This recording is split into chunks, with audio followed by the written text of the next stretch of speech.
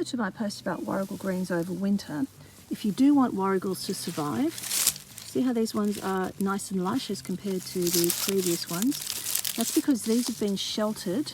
This is Queensland arrowroot. Now I chopped down the stalks of it now, but they were really tall. They were dead, but they were still sheltering it.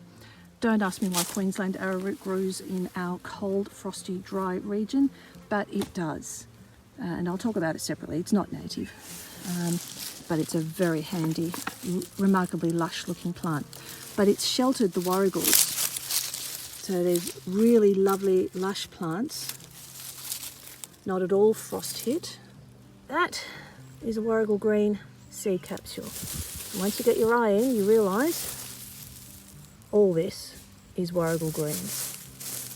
There's some little seedlings just starting to pop up now. So if we get a bit of rain and a bit more sun, this whole area is going to be hip deep in warrigals within 3 months. Joy.